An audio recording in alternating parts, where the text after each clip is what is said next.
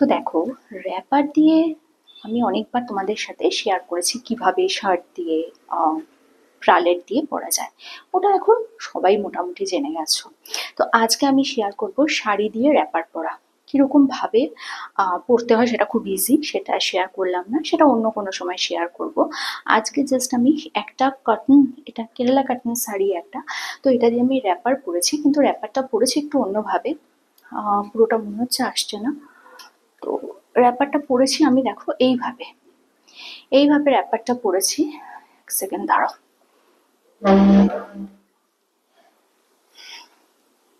হ্যাঁ, এইভাবে আমি র্যাপারটা পরেছি। আর কিভাবে পরেছি সেটা আমি বললাম অন্য এক সময় শেয়ার করব। তো র্যাপারের সাথে আমি কি পরেছি, কিরকম কি সেজেছি, সেটাই আজকে আমি তোমাদের সাথে শেয়ার করব। তার আগে ওয়েলকামটা করে নিই। Hey guys, good afternoon, welcome to my channel. কেমন আছো তোমরা সবাই? আশা করছি সবাই ভালো আছো। আর তোমাদের ভালোবাসায় আমি তো সবসময় ভালো থাকি।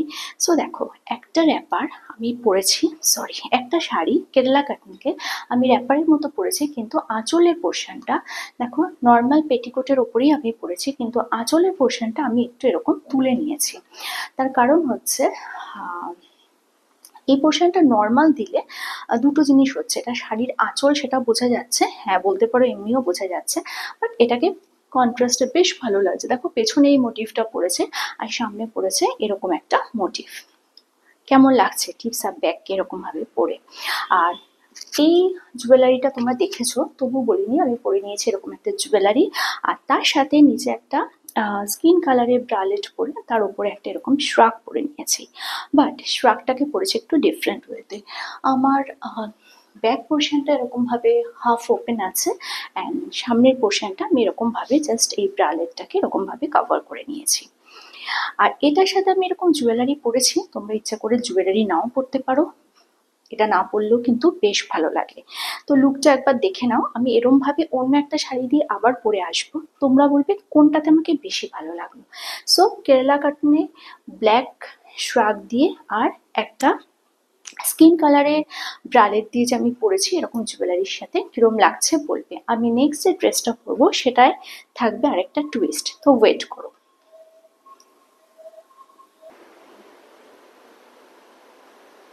সো দেখো, এখন আমি একটা সেম ব্ল্যাক কালারের শাড়ি পরেছি, সরি, আগেটা ছিল একটা হোয়াইট বেস আর এখন হচ্ছে একটা ব্ল্যাক বেসড শাড়ি।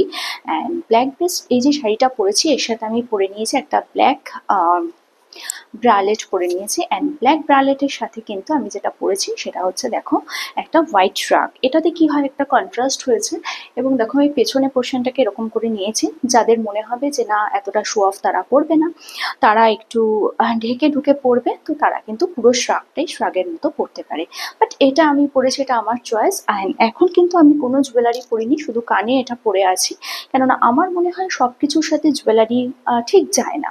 যেহেতু ব্ল্যাক একটা হেভি কালার, তো এটার সাথে আমি কানে জাস্ট পরেছি। এখন গলারটাও যদি এটার সাথে পরতাম তাহলে একটু হেভি লাগতো, তো দ্যাটস ওয়াই আমি কিন্তু পরিনি। এটাতে কিন্তু বেশ ভালো লাগে, তোমরা ট্রাই করে দেখতে পারো।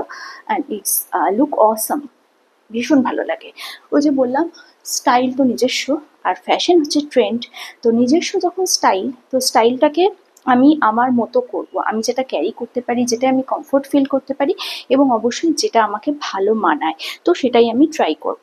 অ্যান্ড এটা যে আমি ট্রাই করেছি তোমরা দেখে নাও, এটাতে কিন্তু মোটেই খারাপ লাগছে না, খারাপ কিন্তু লাগছে না। আর হ্যাঁ, পাল্লুটাকে আমি একটু এরকমভাবে নিয়ে নিয়েছি, একটু আগেই বললাম। পাল্লুটা নর্মাল নিলে কি হয়, দুটো প্রবলেম। একটা হচ্ছে শাড়িটাকে সেম শাড়ি মনে হয়, যদিও এটাতেও মনে হচ্ছে, বাট তবু একটু ডিফারেন্ট লাগছে। আর পাল্লুটা এরমভাবে নিয়ে নিলে একটু আহ, একটু স্টাইলিশ লাগে। তো দ্যাটস ওয়াই আমি পাল্লুটা এরকমভাবে নিয়ে নিয়েছি। অ্যান্ড শাড়িটা কিন্তু নর্মাল হিসাবেই পরেছি। তো এরকমভাবে যে আমি পরে নিয়েছি, কিরম লাগছে আমাকে বলো, তোমাদের সামনে থেকে একটু দেখিয়ে দিই। এই যে আমি বসে দেখাচ্ছি, দেখে নাও। এই যে আমার পিঠে আমি এরমভাবে যে পরেছি, তো কিরম লাগছে আমাকে কিন্তু অবশ্যই জানিও। আরেকটা জিনিস কি বলো তো, যে কোনো জিনিস যখন পরে না, সেটা ড্রেস হোক, জুয়েলারি হোক বা হেয়ার কাট হোক, যখন পরে তুমি নিজে কনফিডেন্ট ফিল করবে, যখন তোমার মনে হবে না যে হ্যাঁ হ্যাঁ আমি তো ঠিকঠাক আছি, আমাকে তো বেশ ভালো লাগছে, আমি ক্যারি করতে পারছি, তখনই কিন্তু স্যাটিসফ্যাকশন আসবে।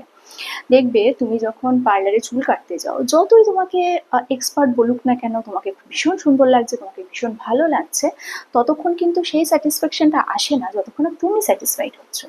সো যখন তুমি স্যাটিসফাইড হচ্ছ তখনই স্যাটিসফ্যাকশন আসবে, এবং তখন গিয়ে স্যাটিসফ্যাকশনের সাথে সাথে অটোমেটিক্যালি কনফিডেন্স এবং স্মার্টনেসটা কিন্তু বেরিয়ে যায়। তো কেমন লাগলো আজকে ভিডিও, আর কোনটাতে মানে কোন লুকটা তোমাকে বেশি ভালো লাগছে একটু অনেস্টলি বলবে, হোয়াইট না ব্ল্যাক, কেমন লাগছে একটু জানাবে। কালকে আসবে নতুন ভিডিও নিয়ে, ততক্ষণ